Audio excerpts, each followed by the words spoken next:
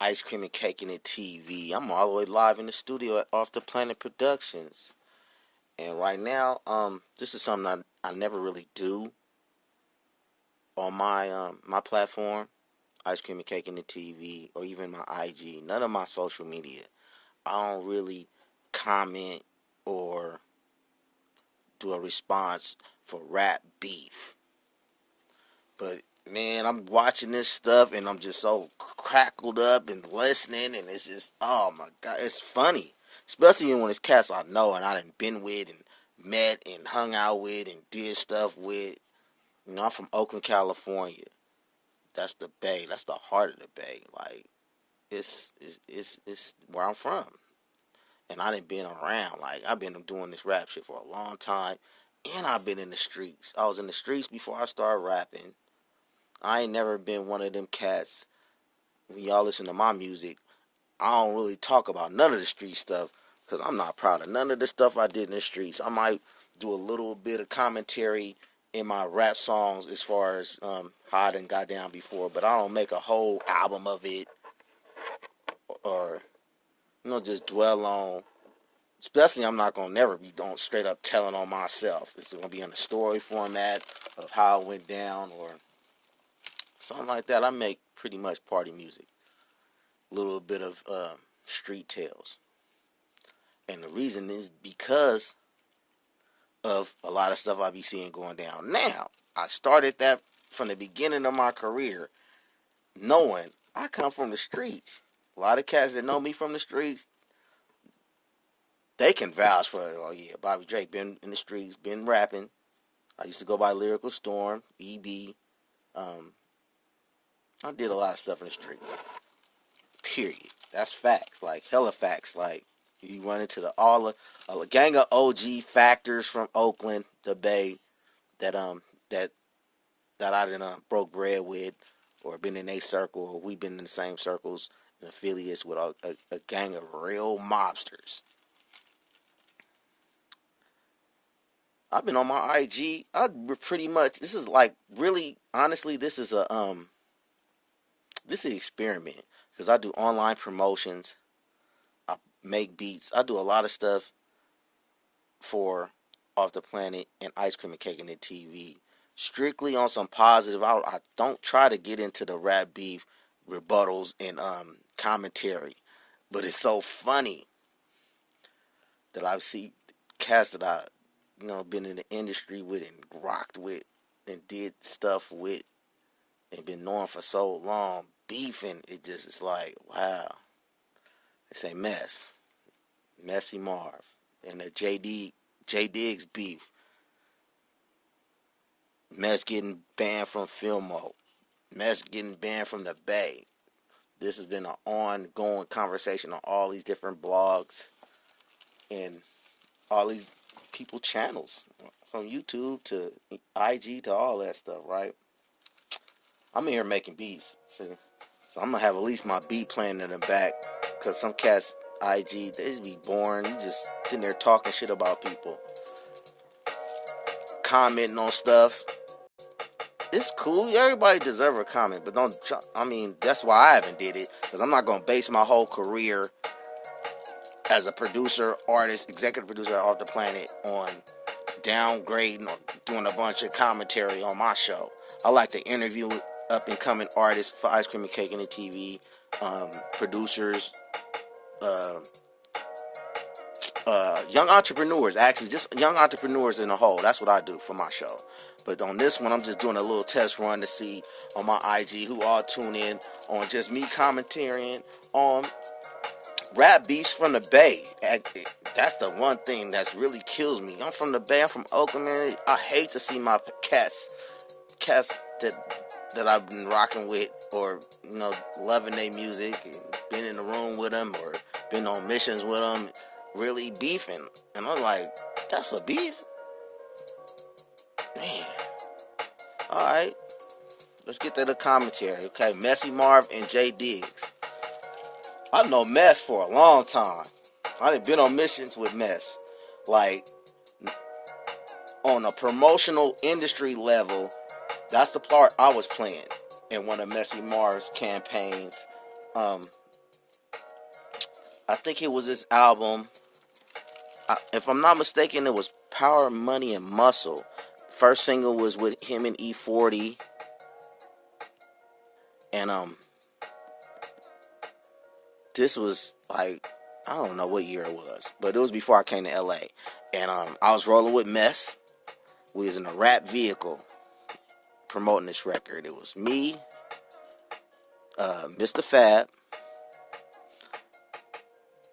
Network, and I think, okay, it was started off with just me, Mr. Fab, and Network. We leaving East Oakland.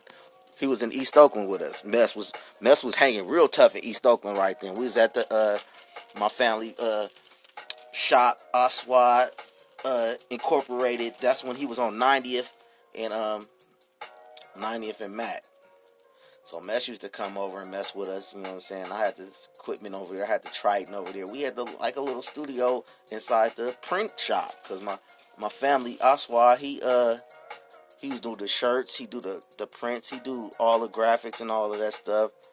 And Mess came through with Network.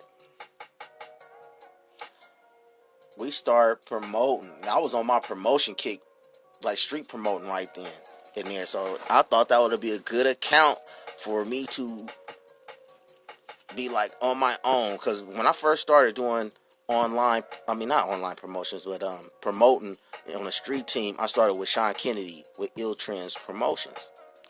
And me and Sean took me under his wing and let me ride with him on several different big artists, Bone Thugs and Harmony. So the list went on. It went for a minute. It was a gang of different stuff I did with Sean before I actually tried to take on my own account. And I was trying to do Mess because Sean was like, you handle Mess, Messy Marvin. I was like, okay, let me tap in with Mess. So me and Mess started doing some things. I was taking upon myself to help because I'm an artist at the time as well. I'm an artist, producer. I had Off the Planet then, still then. It was Off the Planet Promotions, not really promotions for to the street team, but I had Off the Planet Productions as a producer still at that time. So it was like, man, this will be a good look for me. I'm gonna pick my first big person in the Bay that I'm gonna be promoting by myself without Sean and the rest of us, Caprice and everybody else that rode with Sean at the time. I'm gonna do Mess on my own, or try my best to do what I can do on my own. So start hanging with Mess a little bit. He come to the shop. Then our first day out, we had a rap vehicle, courtesy I don't know who got us the van. One of the Mess folks got us the van, or one of Network got us the van. Network was driving. And we had the whole van plastered with. They didn't even have a wrap on the van. Actually, it was like a van. It wasn't a school bus, but it was one of those buses that like somebody that owned a hospital or what's it called? They pick up the people to take them to their appointments and all that stuff. It was one of them type of buses for the elderly and all of that. Pick up and take them to their appointments for the hospital. But we wrapped the whole van with Messy Marv posters. It wasn't even wrapped professionally. We just did some old straight up hood shit that was on some, real quick, fast stuff. And we gonna roll. He said, man, come on, what's good, Drakenit? This is CJ, bro. Phone me back. Okay, for sure, CJ. I got you. We hops in a van, me, Fab, and Network, and Mess. And we on the way to Frisco about to promote this record. Was fake, and man, this particular poster is just Messy face. It's like his face. He's sitting in the chair like this. He got the chain on. He got the fresh haircut with the waves and shit. I think it was Nubian Princess was the single or something like that. I know it was a dope ass song. And we just pumping. We trying to rock with Mess. Me and Fab was together every day. Me and FAB together every day, doing our thing. You know what I'm saying? With Fast Foundation, that was our crew. Finally, Accountant Skrilla. We trying to put our shit together, but at the same time, we trying to network with the legends and the cast that's doing it bigger than us at the time. So yeah, come on, FAB, let's roll. He like, come on, yeah, fuck it, EB, let's roll. Shit, we going to Frisco. With Messy Marv, nigga, this is big to us at the time. So, and this is the part where it gets savage though, where I be like, man, I know. And nobody can't tell me Mess ain't always strapped. This is the first time I rolled with him somewhere. I'd have seen him in the town plenty of places. And, you know, never knew him, just seen him and seen how he looked like one of them cats that, man, you just don't play with this cat. He got the face like he's ready for action every time I ever seen him before we actually got to kicking it. So, we hop in the van, go to San Francisco. First place we hit, he like, man, go to Eddie Block. Let's go to Eddie Block. I ain't never been to Eddie Block. Any places, even if I'm from Oakland, all the places I ever been to San Francisco really was like to hang out was Fisherman's Wharf, downtown, shopping. I never been to none of the hoods, like none of the hoods chopping it up and rolling through, none of that shit. None of the hoods where you see the niggas at. Well, I'm talking about niggas. Real niggas is like playing. I'm from Oakland, and a lot of the whole time when I was growing up and just going to Fisherman's Wharf and all the tourist attractions in San Francisco, I understand it was a misconception of my thinking because I didn't never think it was no hoods like I never been in that resembled Oakland in that type of manner. So we go over there to Eddie Block. First thing, you go pick up like 3 of his cats from Eddie Block. They come out. Go get that thing. That's the first he said. Go get that thing, man. We about to go hit a bunch of. We about to promote this record, man. I don't care who out there. I don't care. I'm promoting. I said, okay. Me and Fab looking at each other. Okay, shit, we promoting. We helping Messi promote. This is big for us. Just rolling with this nigga was big to us. So I'm like, I ain't paying no mind. Okay, the cats that hopped in the car, they looked like regular dudes. They didn't really look like no hood ass niggas. They looked like some cats that he might have been putting on, about to be doing some rapping under the Eddie Block or whatever his label at the time was. I forgot what he was. He had his own label at then. But the nigga pulled out a big ass 44 Magnum. The youngster, it was a tall youngster. Pulled out a big ass chrome 44 Magnum and gave it to Mess. Mess was like, yeah, okay, let's roll, y'all. And he had it on his lap. And he was in the window. Everybody had their own seats. And we looking at each other like, we going to ride around San Francisco like this? And mind you, the picture is all of Messy Marv all over the whole van. So now we going to spots in San Francisco. At this time, this is facts, nigga. At this time, in his career, it was a gang of cats from San Francisco that wasn't feeling Mess at all in other hoods in San Francisco. We didn't know this at the time. We just thinking everybody loved Mess in the Bay. We loved the Mess. We from Oakland, so we like shit. We don't know what's going on in street politics, what's going on in fucking San Francisco at this time. But we went to all kind of hoods. I can't name all the hoods we went to in San Francisco. But the shit was crazy, nigga. I'm talking about crazy. Crazy police everywhere, nigga. I'm talking about we got the pistol. This nigga got the pistol on his lap and he looking out the window. He got the window cracked like, it looked like a school bus. So he got the window like halfway down. He looking around, we hit Hunters Point. We hit Potrero Hill. Them the biggest ones that I can think of off the top of the head. We hit a gang of spots. But in the whole time we hitting the spots, that's when he started telling us about how niggas don't like him over here. Niggas don't like him over here. Niggas don't like him over here. Niggas like him over here. And I'm like, what the fuck is we rolling around here for then? Okay, I want to promote. I know you want to promote. But this is hella unsafe right now for us. You the only nigga with a pistol. We just riding, just disrespecting niggas' hoods. I'm talking about riding all on they lawns. Nigga, we all in projects. I think it was in Potrero Hill or somewhere. We riding all up on lawns and shit. Cause the cars, wherever we was at, the cars was blocking certain way. And we in a big ass van with his picture on it. So we, network, he driving. So he maneuvering the best he can. I remember it's like, damn, it's like hella. One project we went through was hella police on foot, just walking around, nigga. We looking at each other like, damn, nigga, you got us in some hot ass shit. FAB looking at me like, oh, nigga, why the fuck we hopping this nigga? What hopping this van? We should have stayed our ass in Oakland. But it's too late now. We in here with this nigga, man. That's that was one of the biggest like turnoffs of any artist that I rolled with, and some that been from the streets. Like I was with hella niggas from the streets that it wasn't nowhere, never on that type of shit. You know what I'm saying? But it is what it is. You know what I'm saying? We had to be. He one of them cats that's like, man, I'm being protected wherever I'm at. Nigga, fuck what y'all niggas talking about. Y'all ain't been through what I went through. I'm like, in my mom, I'm like, shit, I've been through hella shit too, but I still don't just do shit like that. Never have. But, Mess gonna do what he do. He's been like that.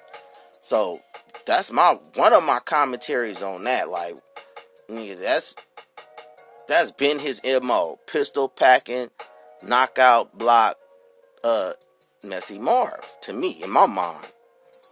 So, shit, when I start seeing him, have I ever met Pac? Of course, man. I used to stay down the street from Money B and Shock G when Pac first started rolling with the Digital Underground crew. I was at the video shoot with him. When 40 was doing this video, I got a mirror in my pocket and I practiced looking hard. All of that shit. That's when I used to see Pac the most, when he stayed in North Oakland. Berkeley, basically, with Shock G and Money B. But back to Mess, bro. The whole thing is about Mess and the beef with Jay Diggs, bro. Jay Diggs, I met Jay Diggs, fucking Miami and Big Dent at, what was we at? I was in San Leandro. That's when I was living in San Leandro. I'm gonna fast forward to off of the whole going through San Francisco shit. I go to when I start living in San Leandro and finally meet Jay Diggs, Miami, and Big Dent from Thiz, and they had a office inside the Showcase magazine office. Jay Diggs, cool as shit. They treated me with major love. That's when I had the song with I had just recorded a song with Haji Springer. He was a Thiz artist, the Indian rapper, PID they used to call him before he started doing the Haji Springer thing. So I never been on, seen them cats doing nothing out of character. They was straight business. I went to their office, it was straight business. They was hanging with my boy Frank from Showcase magazine. They had their own office inside his building.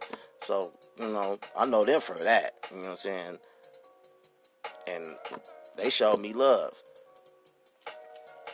That's all I can, really commentate on Jay Diggs as far as street stuff that I seen.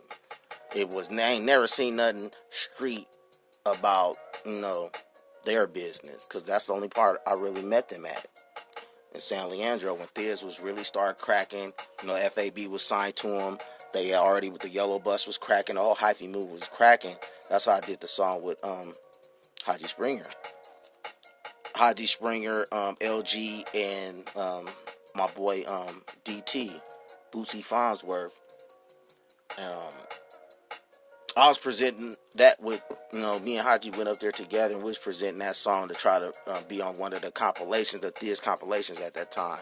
But it didn't make the compilation, so I wanted to put it on my album back then, right before I even about to think about coming to LA. So, man, it's a trip, like, to see these cats beefing.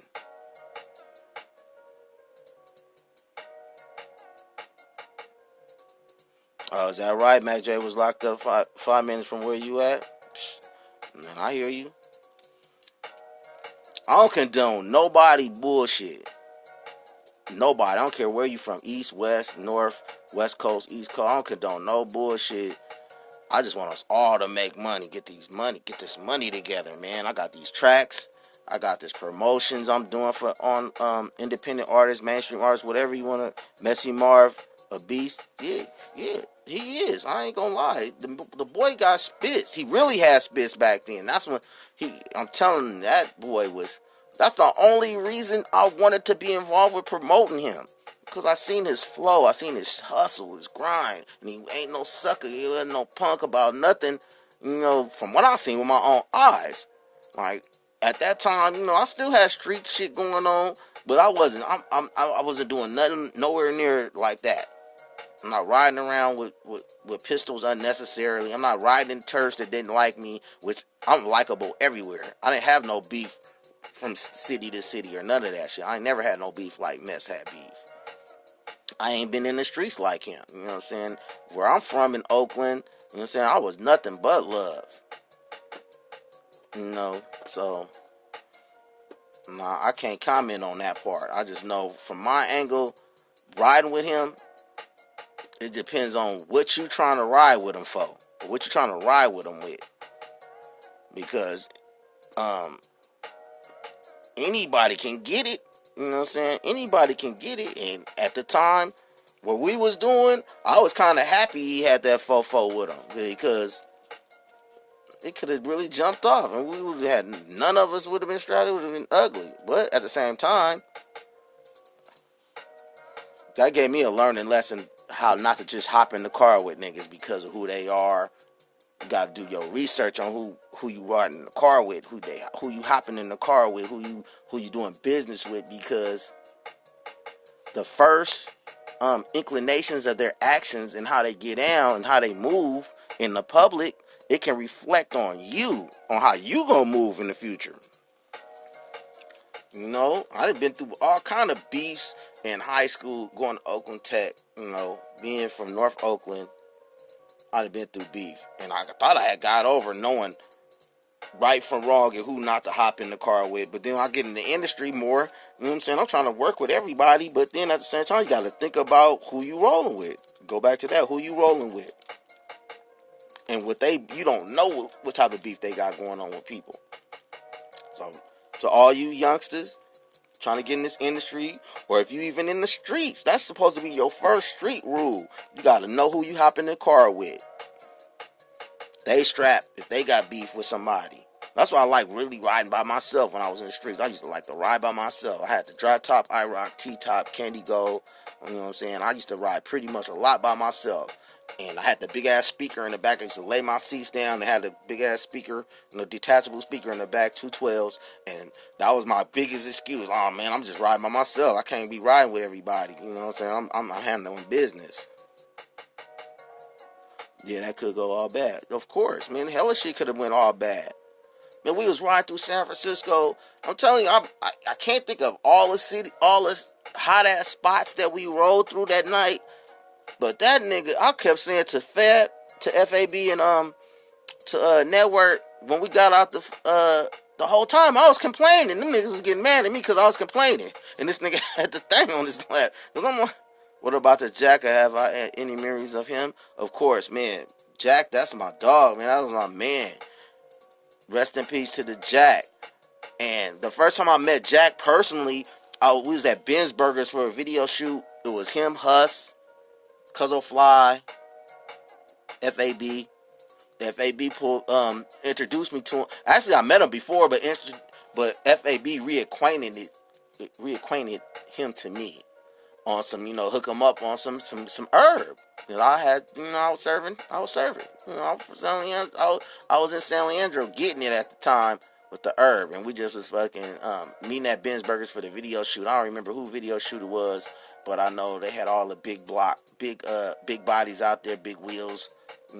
Ben's Burgers is a popular spot for everybody to do their videos at. So we was there, and FAB was like, man, EB, you got some herb? My nigga Jack want to get some herb. I'm like, the Jack, a nigga? Jack, I ain't never met him personally, but I know fucking, AP9, that's like my family.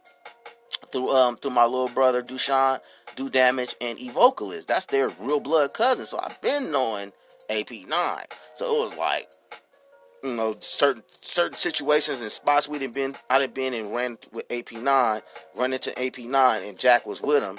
You know what I'm saying? I always knew him already. and met him prior to this, but this was like the first time we actually shook hands and he broke bread with me. I think I had like 5 or 6 sacks on me. I gave that shit to him for $30, because it was the jack. Like, it's a jack. I got more bud at the house. I only brought so many with me, so I just gave him all of the shit I had for $30. You know what I'm saying? That was and then we did. I think he had a show in San Francisco, and me, LG, and his wife went to go see him. And he remembered that, like, oh, this is Bobby Drake, and he gave me them. He gave me them 6 sacks for the. I think it was for Dub 5 actually. And, I was like, yeah, we reminisced on that a little bit. We hopped on stage with him. He was performing, doing his thing. What without Oakland rap would be the same. That's for sure. Oh yeah, man. When you look at my Icecream&Cakenit TV, I do a lot of tribute to R.B. the Jack. You know what I'm saying? We never got a chance to record together. We was trying to, as well as the rest of the mob figures, Huss, AP, FedEx, Sebo. I've been knowing a lot of these cats way at the beginning of their careers. At different events and just different associations, mutual friends and stuff, mutual other artists that we all kind of intertwine with. So yeah, but back to Mess and J Diggs. I just wish they would get, the beef get squashed. Everybody, get cool, and we get this money. It was I've been seeing a text. Hustler, yep. Love Sebo, yep, most definitely. I seen somebody inboxed me what did I think about the whole beef. I'm like, shit, cats gonna beef about whatever. No, but at the end of the day, if you really about your money, everything could get squashed, man. A lot of beef, rap beef, street beef could get squashed if the money right. If the situation right where cats is gonna make money. That's the end of the day. Make money and make peace and show. This is the part, and then we go. I gotta jump into what I was hearing Yuck say, Yuck Mouth, because he had a few interviews about his response to what happened between them two, and I was checking it out and I was listening to Yuck. I've been knowing Yuck for a long time. I first met Yuck at Funky Fat Graphics. Him and Drew Down and Chris Hicks. The first time we actually all met together. I've been knowing Yuck for a minute because we both went to Tech. So I really didn't know him at Tech. He was younger than me, so I really didn't know him. But we actually got to meet at Funky Fat Graphics when they first got they stuff cracking with the Ice Cream Man and all that. Funky Fat Graphics, which was called Underwood Works at the time, was doing their artwork. So they was doing my artwork at the same time. And we was on the porch. I was walking up on the porch, and then Yuck and Num was sitting there they was sitting there on the porch smoking a blunt. And Chris and Drew Down was up in there, talking with the Underwood Works people about the graphics. That's when they was building the whole the condom, the drippy condom and all that stuff. That was gonna be the album cover. I remember I was there when they first started doing that whole shit. So Yuck, he commented, what he feel, cause Yuck kind of like he done did business with both of them, so he got more that he could say, on both sides of the coin with the beef, which a lot of people, they're gonna make their commentary on what he say. So just to make it clear on the commentary he say from my angle, I appreciated him for the first interview. He was really on some he hoped that both of them squashed the beef, because it's a bad look for the Bay when the top legends and the cats that really got influence in the Bay that a lot of Bay cats look up to, and other entities around the country and around the world that seen the whole Thiz and Hyphy movement, the whole Frisco movement. These is two fixtures that had a lot to do with it. it looked bad. So I was agreeing with him with that. Then he came with the second interview with somebody else when he started talking about how Mess risked his life to pull the antics that he pulled on Instagram with hopping out on the kids and all that. At first, I was like, I didn't even know about that really until my big bro Zoe the Roaster. You know, he a Bay Area Oakland legend. You know what I'm saying? I look up to, been knowing for a while, and he did a response to Yuck. And then you know, I he is my client as a promoter, online promoter. I promote for the Mob Entertainment. You know what I'm saying? Mob ENT, Mob Fam.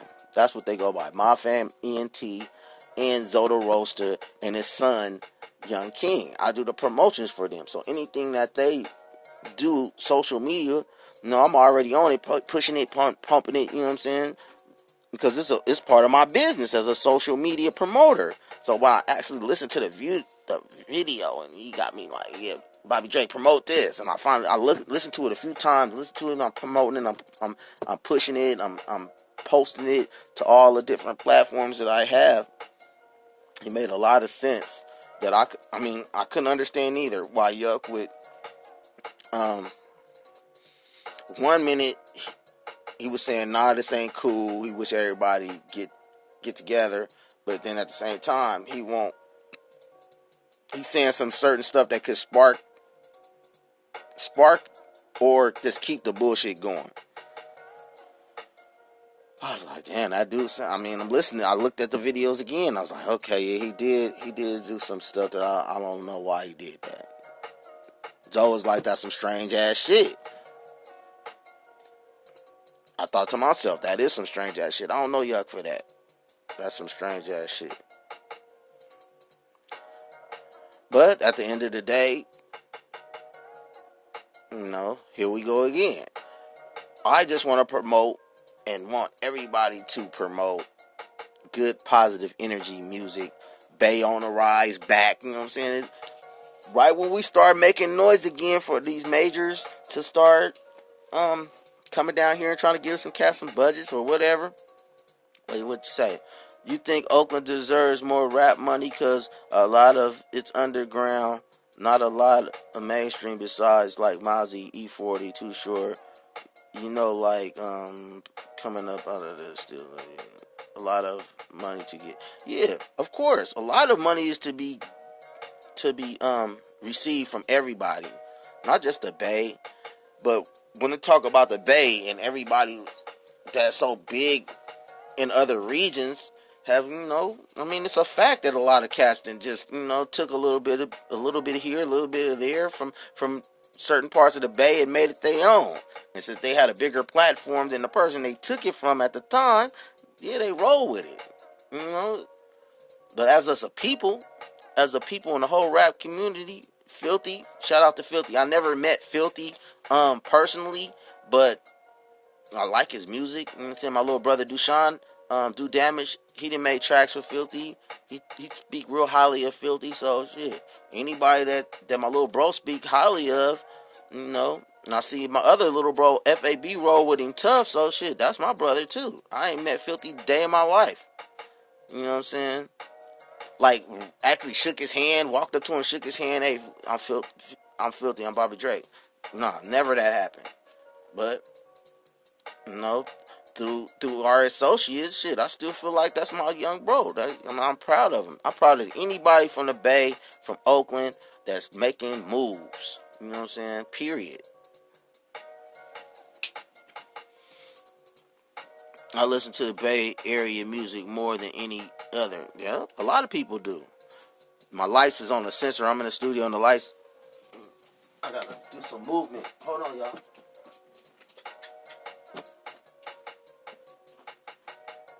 Yeah. My lights is on the sensor, but yeah. Anyway, yeah. I'm proud of everybody from the Bay making they debut, keeping the Bay alive, bringing more shit to the Bay. Jay Stalin, oh yeah, that's my boy right there, Jay Stalin. I tell you stories about Jay Stalin. when I first met Jay Stalin, I was with my cousin Unique. Lady Unique, she go by Unique Marie right now, and we went to Dot and Tweed Studio on High Street, the Mechanics. You know what I'm saying? I've been knowing Dot and Tweed for a long time. Eddie Projects, the whole hitters on the payroll. You know what I'm saying? I was with Neek one time, and that's when I first met Jay Styles, and they was working on his album. It wasn't even no Live Wire yet. It was just they was working with Jay Styles and doing Yuck Numb album. They was doing a bunch of stuff with Numb, hitters on the payroll, and they had Jay Stalin. And Jay Stalin was dope then, and he's dope now. I'm so proud of Jay Stalin. I watched Dot and y'all call him Four Racks and Tweed really get that boy some heat and gave him directions. And man, look what he at now, Live Wire. You know, so shout outs to Jay Stalin, man. Proud of you, little bro. That's my little bro. Like, I haven't seen him in a minute. I haven't talked to him, but shit, I salute him. Like, I've been seeing from a distance. I've been out here in Hollywood, you know, doing my thing for Off the Planet. Man, I should pay you for this interview.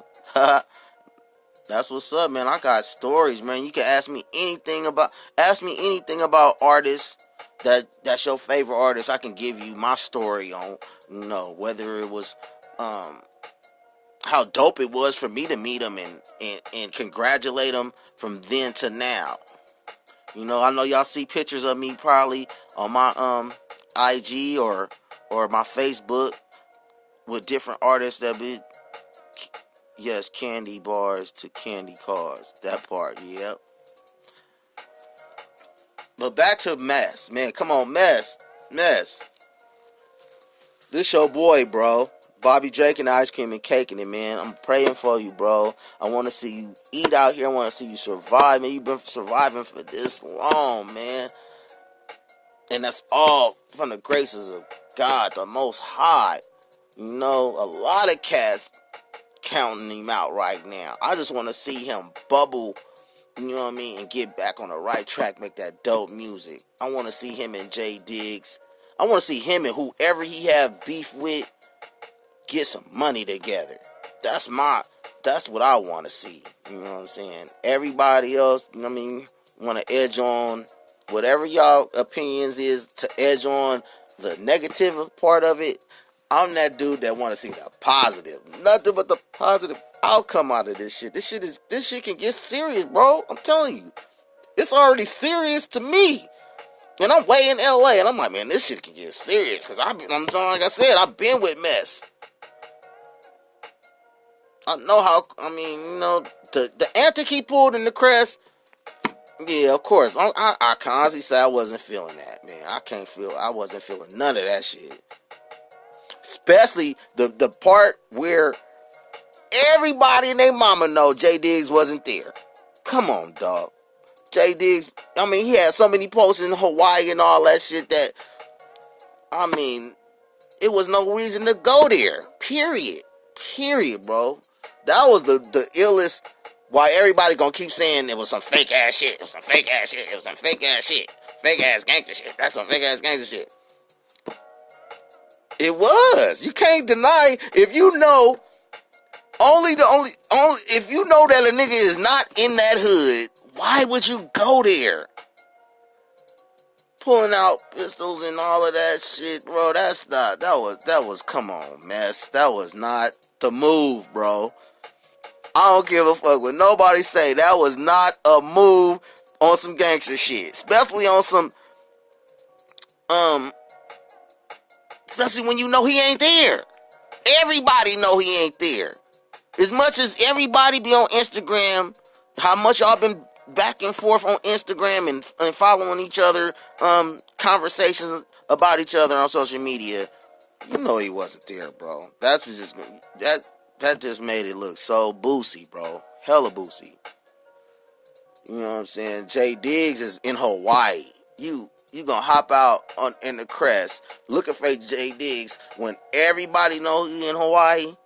Everybody who got Jay Diggs, follow Jay Diggs or follow you, they all seen that That's why they making all these jokes. The jokes and the fucking the Messy Marv challenges. Man, that should be having me fucking dying laughing. I'm talking about this shit is like, look what you. Sometimes you just gotta just lay back and just think about shit before you do it. Cause when you thinking you doing some dope ass gangster shit, a nigga can make you a clown out of this shit on your own shit that you did and said. Now this nigga J Diggs, he got clothing lines. Where J Diggs at?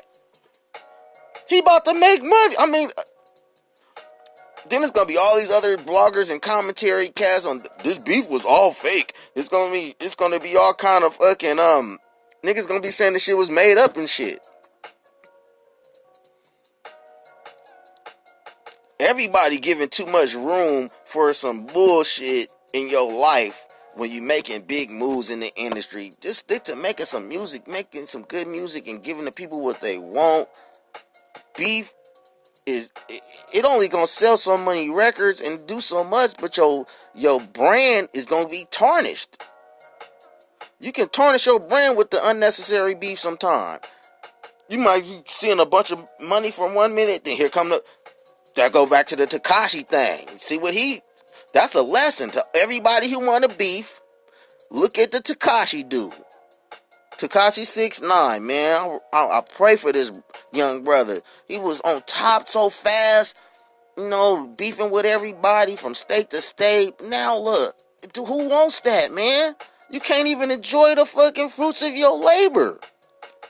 With the beef on unnecessary bullshit that could have been easily avoided when you just, okay, you do maybe a few little diss songs with niggas who, when you first come out, of course nobody don't want to look like a sucker in the rap beef. But just keep it rap beef. Let it be known it's strictly rap beef. I'm not taking this shit to the nigga block. He not coming to my block. It's just some rap shit. I'm a better rapper than him. I got a better squad than him musically. That's what we beefing about lyrically. I'm doper and my squad is we got more content. We got a better look than y'all. Talking about how more gangster you are than somebody else. Even the streets rapping or you strictly in the streets, or you strictly just making music about the shit. All this shit gonna happen in the Feds' eyes right now. They looking at everything. All these situations that's happening, they gonna. If you the next gangster rapper about to try to come out with that shit and troll and do all this shit, same shit that Mess is doing, same shit as Tekashi doing, or any of these other rappers is doing to get in their minds, they getting street credibility, but at the same time they getting fans off this shit. They watching with a real microscope on your ass, like, okay, shit. You already know what's about to happen to you now. It's facts, nigga. It's facts. It's facts. If you a gangster ass rapper right now, really in the streets, you don't want to rap about that shit. You better make all the dance songs. And if you are rapping about what's happening in the streets, you better do some Slick Rick ass type shit and make it like a story, or and make somebody else was doing it. You just was seeing it. That's the only way. I mean, you gonna be clear in the eyes of the courts when the feds get involved. Nigga, the feds, they ain't playing. Y'all see how they ain't playing with Tekashi and the whole Treyway and all that shit. They ain't playing. And if you fresh, this is another thing I can't believe Mess is doing. Or anybody, not even just Mess, anybody who then built your career up to so big and still got action anytime they come from out in jail and back out and can get right back in the loop and just get to making real money and man, I ain't trying to hear no kind of beef. I don't see how no kind of beef can be a fucking thought in your mind when you've been down for so long. And the whole reason you've been down is because of different beef or different antics that you just want to hold in your heart because of pride. Like, if you all about money, you're supposed to be about that money. Fuck some beef. You can't beef. You can't make no money if you always beefing. Not the money you really trying to make or want to make. To leave for your kids, to leave a legacy and all that shit that most rappers and most entertainers trying to leave. You can't do that if you beefing. Especially beefing with cats that's close to you and everybody affiliated with the same cats. Cause that's how it's set up. You ain't gonna know where to look out at all the time. You always looking at everybody as the enemy. Cause you beefing with too many people in the same circle that know each other and shit. That's another thing. Like, why beef with some niggas that's in the same circle?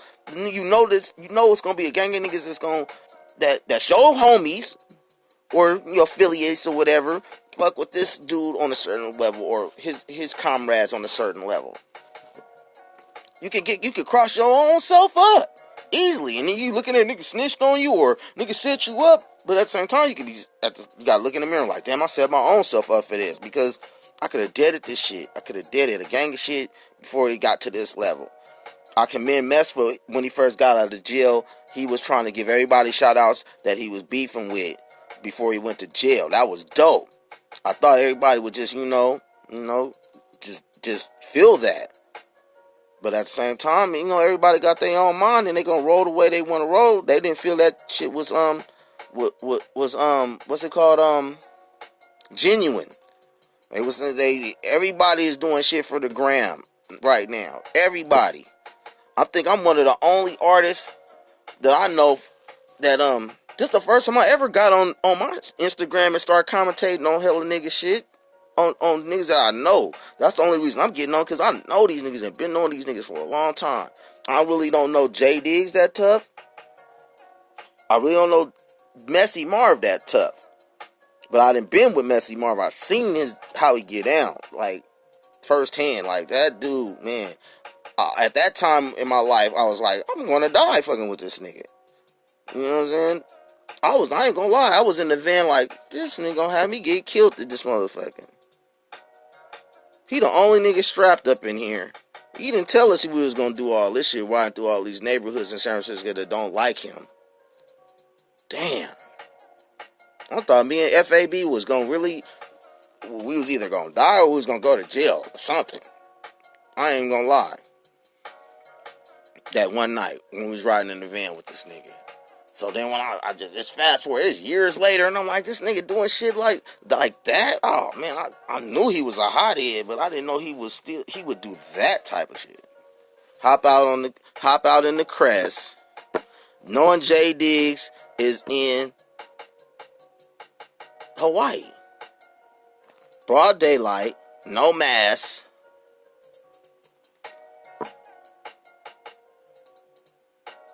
And there was some little kids and a lady, and I think the father of the little kids that was out there. Not no real turf thiz niggas wasn't even nowhere around. Nobody that was even though they wasn't even around, that didn't even matter. J Diggs, everybody know he wasn't there. So I still can't fathom why would he go there when everybody and their mama know that he wasn't in the Crest right then and there. He been in Hawaii like 2 or 3 days. I don't know, it was like 2 or 3 days before Mess even went to the Crest. He was showing that he was in Hawaii, living his best life, fresh out, having fun.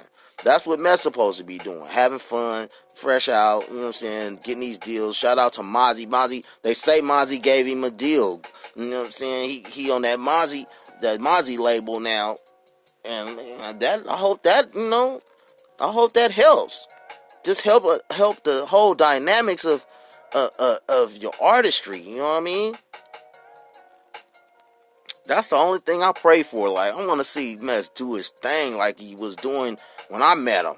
He was doing his thing. Yeah, he had problems and stuff, but he had dope music. His lyrics was dope. His grind was dope. I hated to see he went through all that stuff with a bunch of different Bay Area artists. Yuck say everybody kicking him while he down.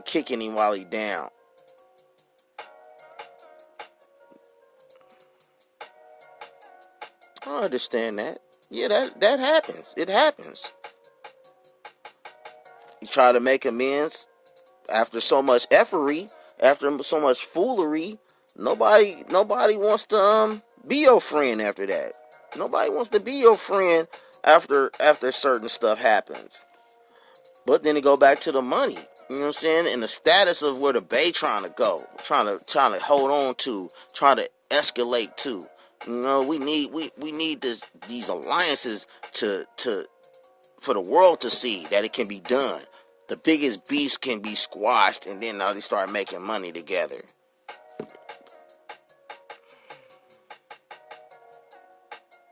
I took to DJ Fresh. He changed and ain't a leg for beats, but they dope.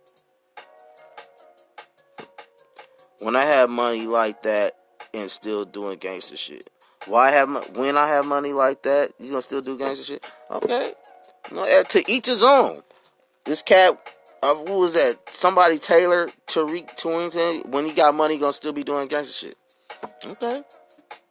No, I can't be mad at everybody. Gonna do what they want to do when they get money. It's proven. But